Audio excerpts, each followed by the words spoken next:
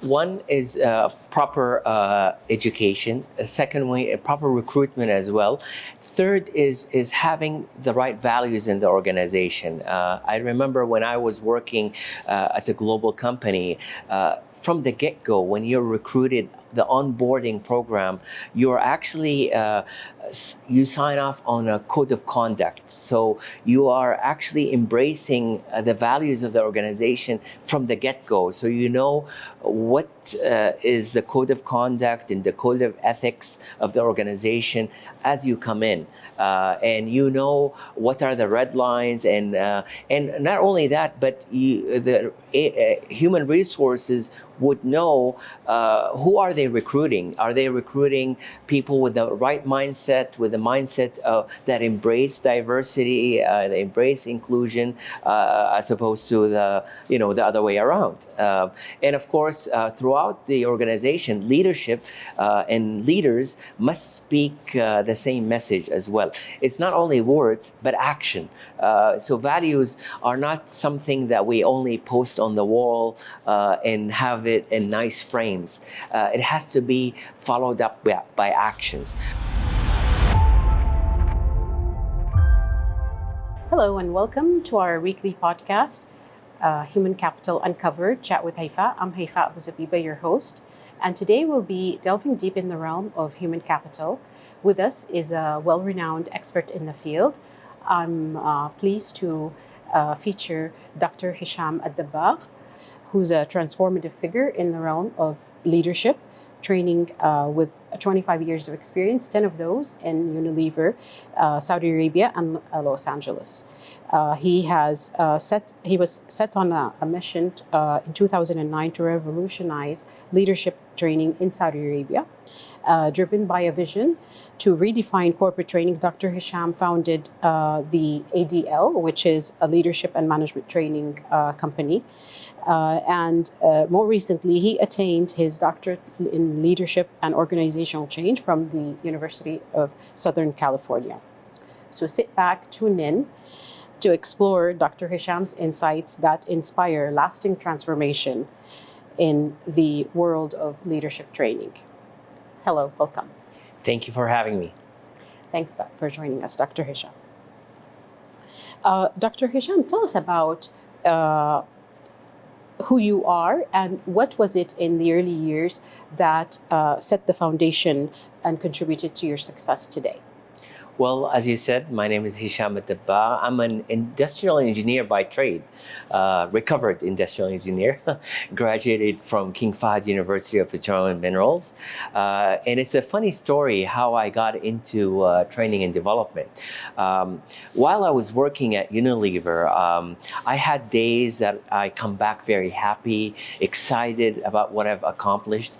And my wife would say, what did you do today? And it was just happened that I've done training and development that day. Part of my role was to deliver training and development. And those days I would come very passionate about what I've done. And some days I would come dull, just a regular day. So after a while, she noticed a trend that the days I come back happy, I would have done training and development. So she said, Hisham, do you notice that you're really passionate about training and development? And I said, well, alhamdulillah, yani, maybe this is something that you should explore. And time passed, and now I started to, later on, Later on, I decided to explore that as a business. Fast forward to today, and I have my own academy for the last 15 years. And alhamdulillah, helping thousands of managers develop to become better leaders. It's amazing. It's great for each individual to discover their passion so that they can really enjoy their experience while working. Can you provide an overview of your role as CEO of the Training Academy and outline the key responsibilities in the organization?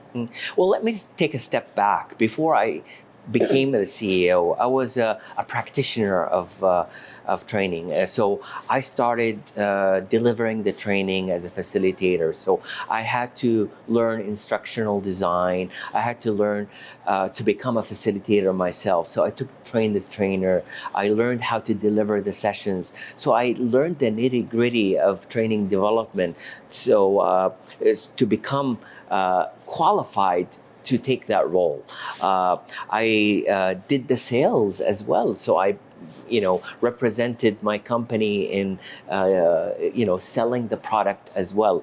Gradually, surely become later on managing the company. Now it's not my role to deliver the sessions, but my role is to help my team to become successful, to become the facilitators, the instructional designers, the salespeople who will deliver those, what they're supposed to do. So my role now is more strategic, more on the P&L side, looking at the overall strategy of the company and the direction of where the company needs to go, and on the quality control, looking at where the company needs to be as far as the quality comes. That's amazing. And how do you ensure that the training programs and initiatives that are launched are in line with the broader or educational goals of the organization?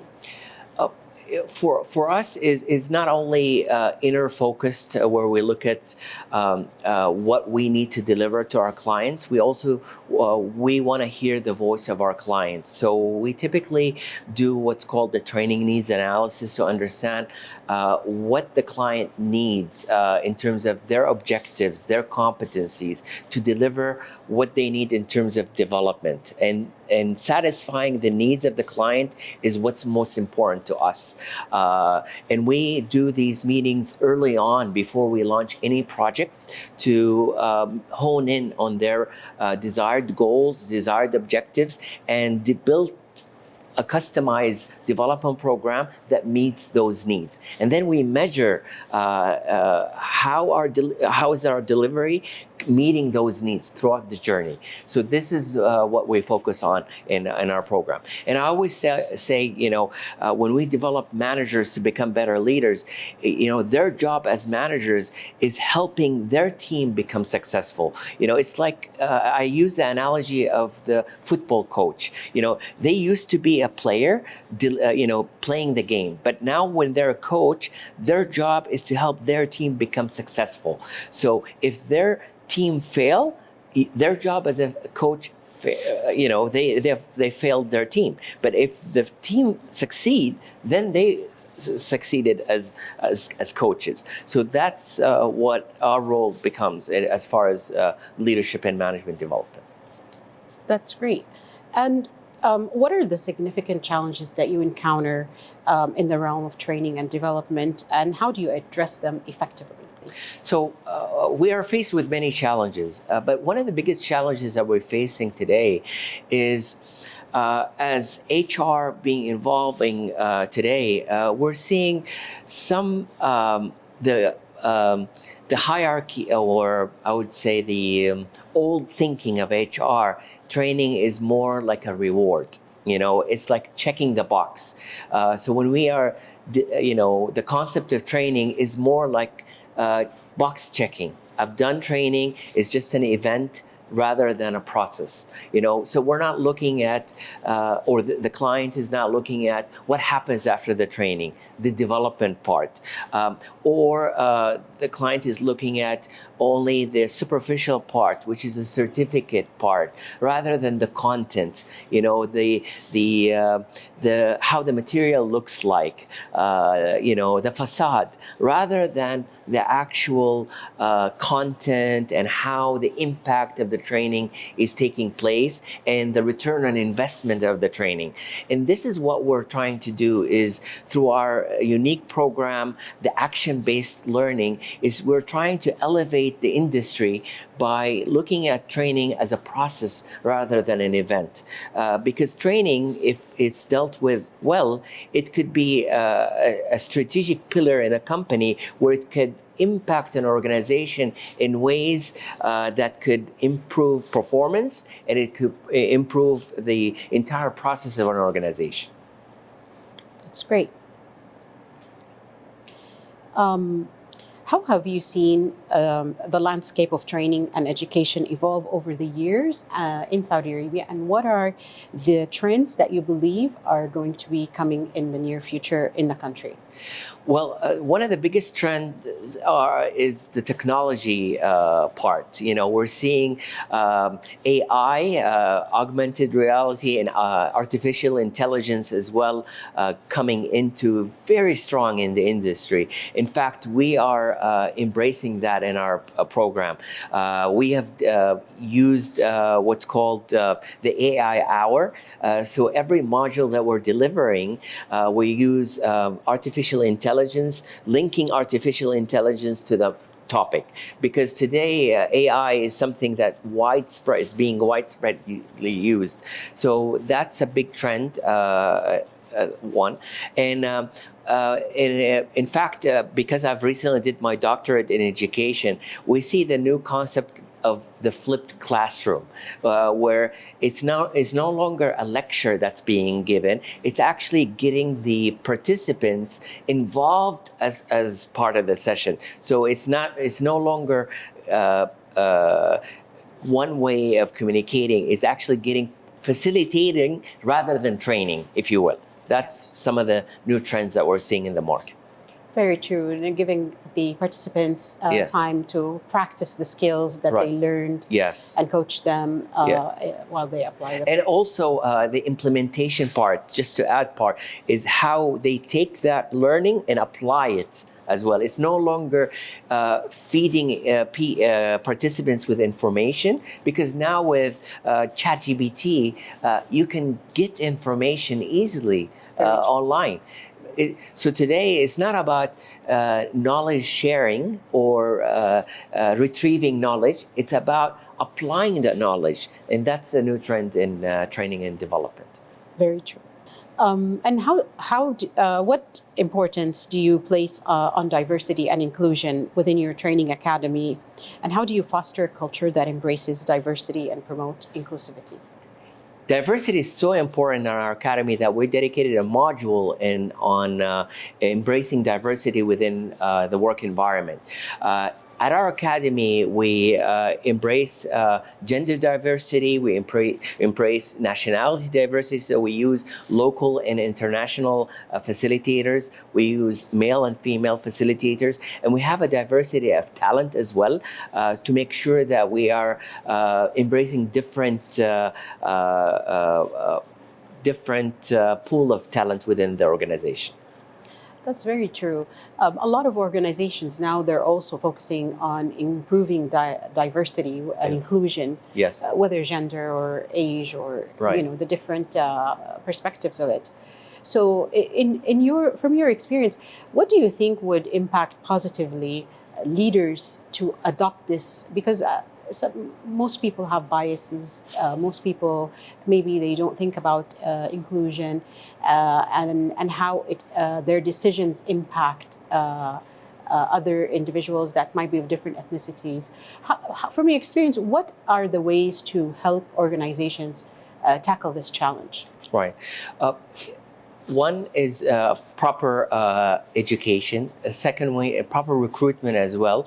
Third is having the right values in the organization. I remember when I was working at a global company, from the get-go, when you're recruited, the onboarding program, you're actually you sign off on a code of conduct. So you are actually embracing the values of the organization from the get-go. So you know what is the code of conduct and the code of ethics of the organization as you come in, and you know what are the red lines, and not only that, but the human resources would know who are they recruiting? Are they recruiting people with the right mindset, with the mindset that embrace diversity, that embrace inclusion, as opposed to the other way around? And of course, throughout the organization, leadership and leaders must speak the same message as well. It's not only words, but action. So values are not something that we only post on the wall and have it in nice frames. It has to be followed up by actions. To give you an example, at one company I used to work with, we had a PDP process, an evaluation that we do on an annual basis. So we were evaluated on not only the what, but we're also evaluated on the how we achieve those goals. So the how is where we look into the aspects of the behavior and the values that we achieve. So the values are not only words, but the methodologies that we do. So when people know that they're accountable to these values and their bonuses, their their promotions are at the end of the day are going to be evaluated on their behaviors, that's going to make an impact. So it's following those words with actions, if you will. Very true. Could you share some notable success stories or examples of training initiatives or programs that significantly enhanced the learning experience and outcomes for participants in your academy? The biggest testament that I see to the success story of the program is when we see a large pool of participants who were in the program 10, 15 years ago when they were at mid-level positions. Now I see them in senior level positions. Some of them are in C-suite level positions, whether they're CEOs, CHROs, and of course I can name several ones. This is one. Another recent story that I can see visibly on the streets. We had an architect of a company that builds the towers of STC and Mobile, and he attended the session that we talk about innovation. And in innovation, we talk about prototyping. And we brought examples from outside the industry related to how innovation is not necessarily coming up with new product, but it could be changing the design of a layout. And we shared them how the Ministry of Commerce have changed the layout of the customer experience in one of their facilities. It used to have like a bank type of environment with a glass window with a hole like this size, and now they removed the window and people are actually interacting face to face with a much more customer friendly environment. And we showed them another picture of outside of Saudi Arabia. This is why we say we are global local. We're giving global case studies and local as well. A street in Munich where by law, you need to have curtains that cover the scaffolds so the debris in the construction area does not fall onto the streets.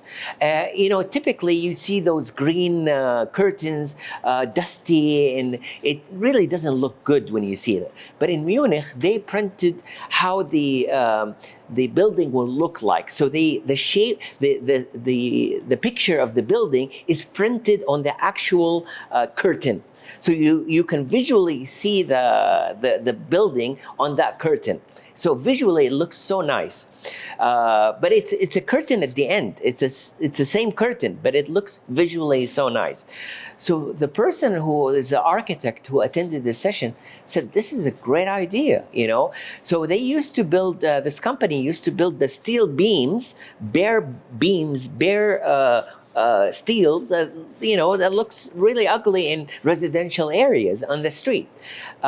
He came up with the idea that covers all these beams with Asma Allah al-Husna, the names of Allah subhanahu wa ta'ala, and it lights at night. And it has very nice, architectural, view to it. Yeah. And of course, he got the approval from management. Maybe STC or participates part of it, but at the end of the day, he got the approval. And the idea came from one participant, from one topic, from 20 topics from our program. And now you can see it all over the kingdom.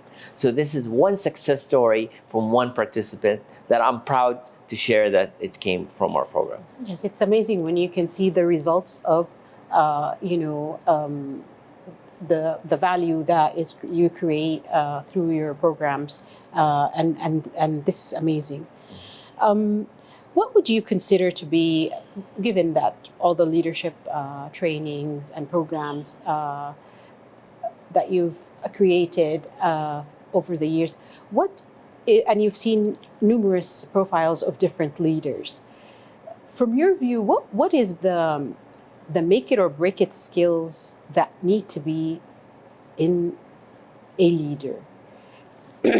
Well, leaders, depending on their role, of course, a lot of people say they need to have technical skills. But I disagree because, as you grow in your job to become a leader, your technical ability, you need to depend less on it. You need to have more of the softer skills, the people ability. Yes, you need to have strategic thinking. You need to have the business side, but you also need to have the leadership ability. This is where leadership comes in. So that what makes great leaders is making sure you have the ability to lead others towards a certain vision, and this is where we focus on our program, is to help people because those leaders must have followers. Now, I don't disagree that they need to have the business side. That's very important, but your technical ability, how to sell the product, how to run the machines, is not as important as being a leader. Obviously, business side is also important. This is very true. The business side, I think, like you said, it's critical. It's a must-have. At the same time, we see a lot of strong performers and business savvy individuals that, like you mentioned, don't have a lot of followers, at least not by choice. Right. So what would be, maybe if you would choose one or two key things from a leader or leading people, what would those be?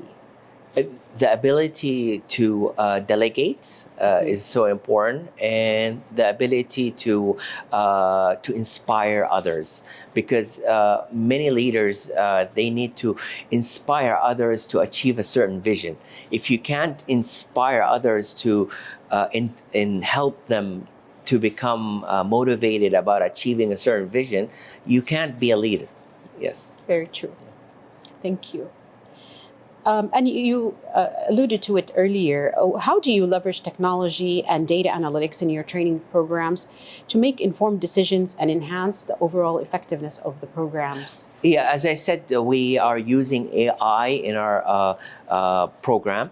We're also using an LMS learning management system. So we're trying to be a paperless company where everything goes on this cloud-based system. In fact, we created an application on the mobile so everyone can download the material, they can upload their action plans. There is also a validation system so people can, the line manager can validate the implementation of the participants through the system as well. So we're trying to leverage technology in every way possible. Right now, we're looking into augmented reality, so we'll use business simulation in our exercises as well. This is amazing because a lot of times, when we think of for HR leaders who are trying to push through learning budgets for learning and development, the challenge is how do you measure the impact on the business, on the company goals. And so I think with technology, this makes it a lot easier and very productive as well. Absolutely. Absolutely. Thank you. And finally, for our listeners aspiring to maybe lead training academies or be in the L&D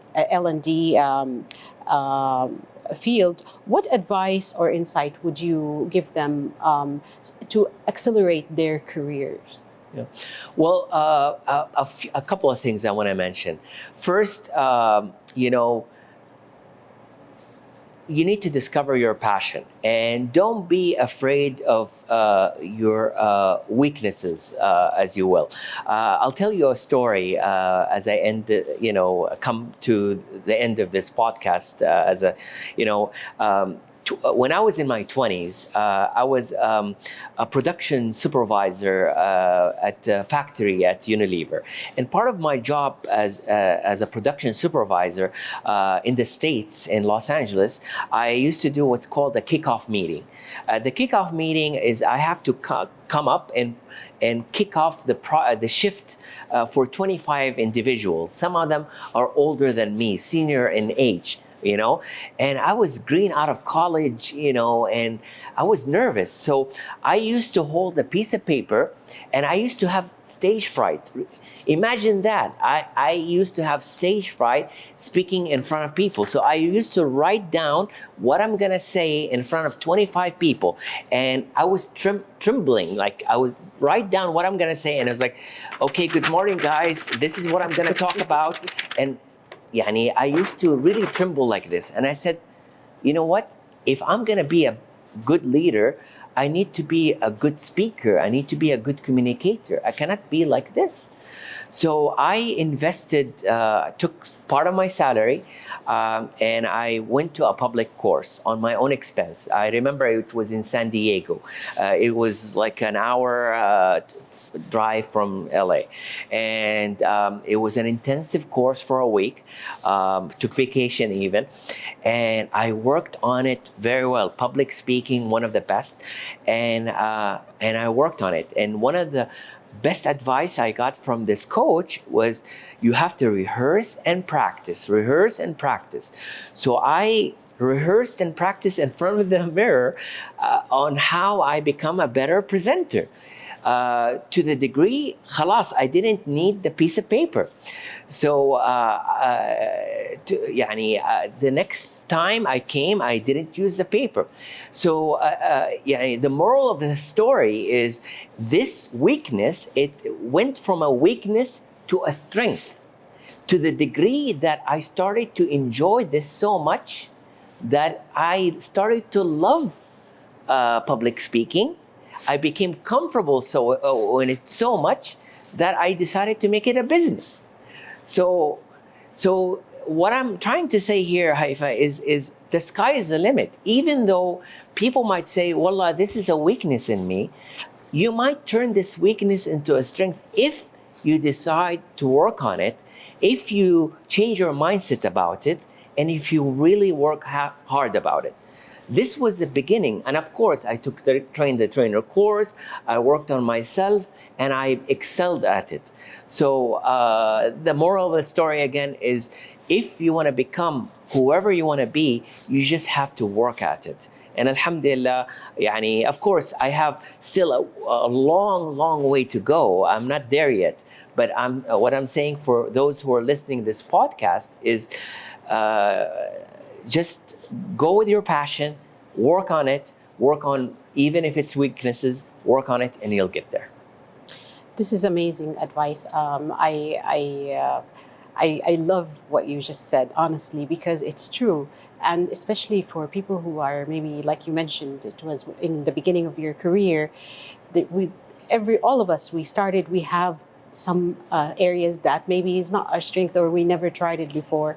I love how you said go work on it, take a course, practice it, maybe even get someone to coach you on the progression in it. And then you will be in a place where it's a strength and you can even teach it to others as well. Yeah. So thank you. That's amazing. And that wraps up our enlightening conversation with Dr. Hisham Al-Dabbagh on uncovering human capital. We explored the depth of learning and training and leadership training. Remember, the greatest asset in your business is not the products and services, it's the people. Thank you for joining us today, and we look forward to bringing you more insightful discussions on our next episode. Until then, keep uncovering the potential in your human capital. Thank you.